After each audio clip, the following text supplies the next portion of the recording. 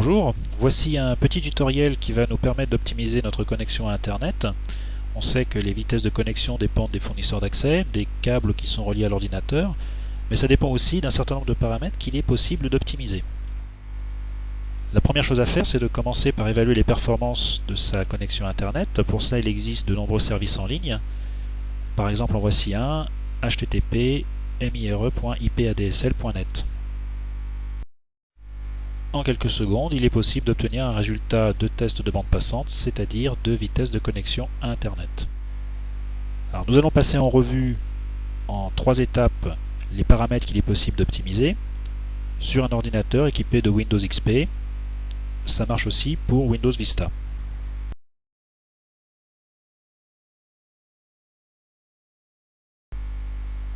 La première étape consiste à régler le MTU. Alors le MTU, qu'est-ce que c'est? C'est la taille maximale d'un paquet de données transféré sur un réseau. Il ne faut pas qu'il soit trop petit, il ne faut pas qu'il soit trop grand. Il s'agit de trouver la taille optimale de ces paquets pour optimiser la connexion à Internet. Pour cela, nous allons utiliser l'invite de commande qui est disponible sous Windows. Voilà, alors pour ouvrir la fenêtre invite de commande, on va dans Démarrer, puis Exécuter. Ici, on saisit CMD ou on choisit dans la liste, puis OK. Voilà, une fenêtre s'ouvre, c'est la fenêtre invite de commande. Alors, une fois la fenêtre ouverte, on va saisir la commande suivante, ping-f-l 1400, suivi de l'adresse du fournisseur d'accès Internet, par exemple 123w.tiscali.fr. Entrée. Voilà, donc on obtient une réponse de ce type. Ce qui nous intéresse, c'est cette ligne, paquet envoyé 4, reçu 4, perte 0%. Maintenant, nous allons changer la valeur à tester. Donc, toujours la même ligne, et cette fois-ci, on va changer en 1500. Entrée, et on obtient une réponse de ce type. Le paquet doit être fragmenté, et la ligne qui nous intéresse, paquet envoyé reçu 0, perdu 4, perte 100%. Donc maintenant, nous allons déterminer la valeur optimale pour laquelle le test de communication est positif. Donc toujours sur la même ligne de commande, nous allons tester 1445. Le test est positif. Nous allons maintenant tester 1450. Là, ça ne passe plus. Donc on sait que la valeur optimale va se trouver entre 1445 et 1450. Nous allons maintenant tester 1447. Le test est de nouveau positif. 1448, c'est encore bon. Et nous allons tester 1449. Et là, ça ne passe plus. Donc la valeur optimale pour laquelle le test de communication est positif est 1448, c'est la valeur à retenir. Pour déterminer le MTU, cela va dépendre de votre configuration. Si vous avez un modem branché sur une prise USB, il faut augmenter la valeur optimale de 28. Donc dans notre cas, 1448 plus 28, 1476. Dans le cas d'un modem routeur branché sur une prise réseau RJ45, il faut augmenter la valeur optimale de 20. Donc 1448 plus 20, 1468. Voilà, ça c'est la valeur MTU optimale. À retenir, on peut passer à l'étape numéro 2.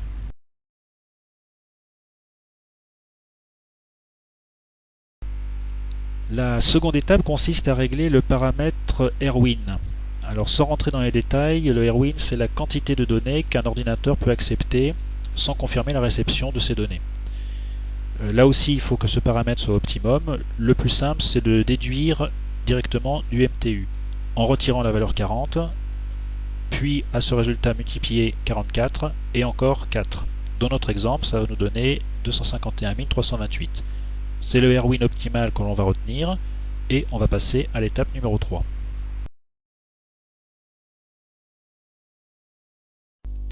Voilà, alors maintenant que nous connaissons les deux valeurs MTU et Erwin, nous allons pouvoir les intégrer au registre. Pour cela, on fait démarrer, exécuter. Dans la liste, on va chercher Regedit, OK, et nous voilà sur la fenêtre de l'éditeur de registre. Une fois ici, nous allons développer l'arborescence Local Machine, puis Système, puis Current Control Set, puis Service. On fait défiler jusqu'à ici, TCP/IP, et là, paramètres. Et nous avons une liste de valeurs qui s'affiche dans la fenêtre de droite. Parmi la liste des clés, la première à trouver, c'est MTU. Donc on fait un clic droit dessus, modifier. Dans la fenêtre qui apparaît, on demande de passer en décimale et on inscrit la valeur MTU que l'on a calculée, 1468 pour notre exemple. Rappelez-vous que ça dépend de votre configuration. OK, la deuxième clé à trouver, c'est TCP Windows Size. Même chose, clic droit, modifier, on passe en décimale et cette fois-ci on inscrit la valeur Erwin 251 328 pour notre exemple. OK. La troisième clé à trouver s'appelle Global Max TCP Windows Size. Alors il arrive parfois que la clé n'existe pas, c'est pas grave, on va la créer. Pour cela on fait un clic droit au milieu de la fenêtre et dans la liste on demande valeur des Word. Dans la case on inscrit Global Max TCP Windows Size. Voilà.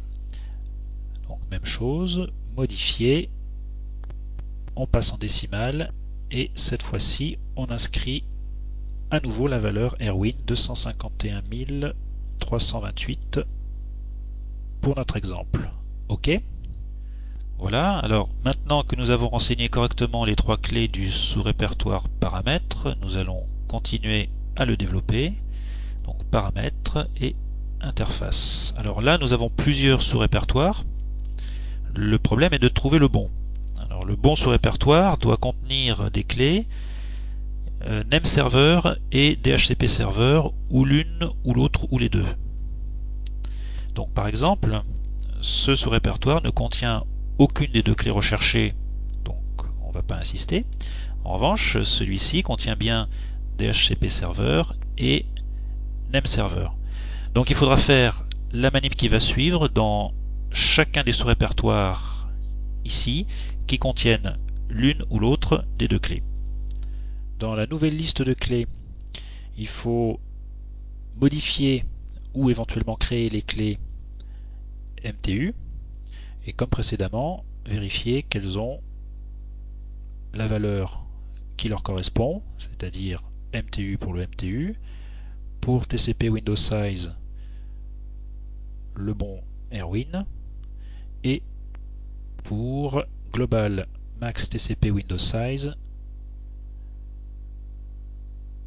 la même chose.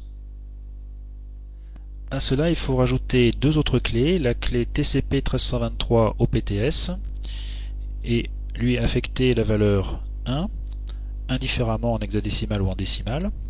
OK, et la clé TCP max dup et lui affecter la valeur 2. OK. Voilà, et faire la même chose pour les autres sous-répertoires concernés.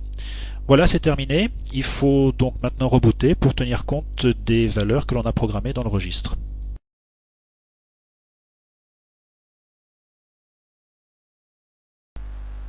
Après avoir rebooté, nous sommes maintenant en mesure de faire un nouveau test de connexion. Donc pour mémoire, avant l'optimisation, nous avions fait une première mesure de vitesse de connexion.